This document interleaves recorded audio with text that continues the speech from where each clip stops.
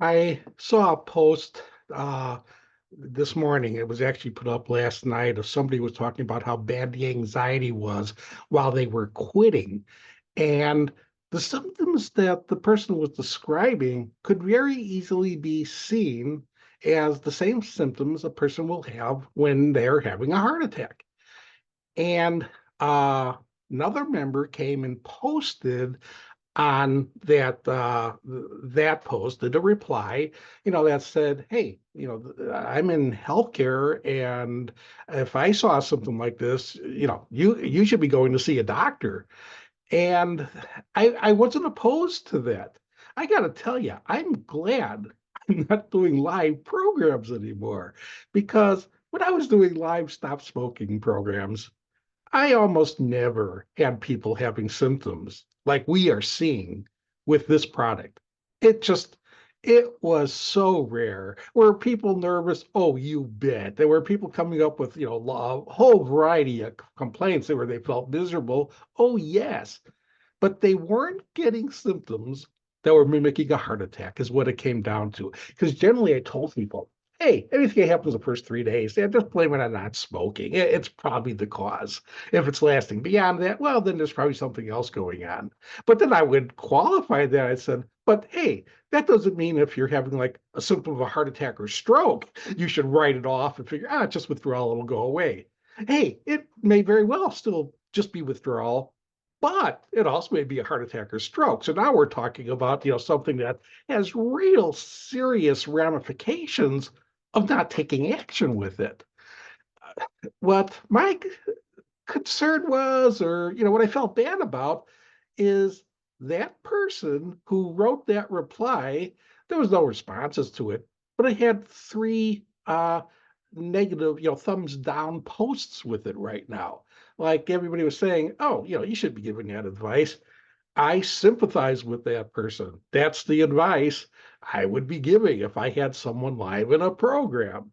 And I feel like it's it's such a problem now because it's such a common symptom where people are either having panic attacks or very close to panic attacks. And also, not just when they're quitting. You're seeing this in the board for people who are still using, and that's the reason they're here to quit, is they are all of a sudden having anxiety to the level that they're describing it as panic attacks. And if they're not describing it that way, they're saying they felt so bad they'd gone to an ER. This is what kind of woke them up. This is a scary product. These are scary symptoms. And you really have to be careful if you are getting symptoms. You have to, I don't want people to panic when the symptoms are happening, because, hey, look, it's kind of the norm here. But at the same time, if you are getting to a point that you're feeling like you're having a heart attack, it's better to be safe than sorry. The person responded and said that they already went and got checked out and they were okay. I don't think that person should feel bad for having gone and gotten checked out. Really, they did the right thing. Sure, they were fine. But if in the case, it's the one time when someone is having something go wrong, it's not worth the risk. So anyway, I just felt bad for the person who was doing the reply. And I almost felt bad for the person who, had to say, oh, I went and got checked out, thinking like, oh, maybe they did the wrong thing because of, how, the negative response here is. Nah, you did the right thing. It's you had a good outcome, and that's great. But you don't want you want to know now going in, you're okay. Things are happening here, but hopefully they will ease up relatively quickly here.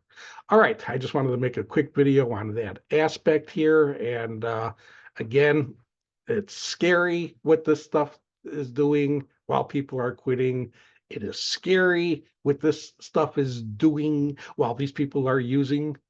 So, let's get this stuff out of your life so you don't have to be living in this constant fear. And you're likely causing some sort of problems, cardiac wise, as far as the hypertension that must be going with this, the stimulation effect that's going with it, the vasoconstriction reaction that's going with it. These are real reactions that are probably causing damage to a degree and causing anxiety to a big degree.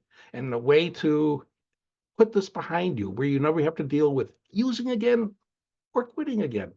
It's as simple as now making and sticking to a personal commitment to never administer nicotine again from any source.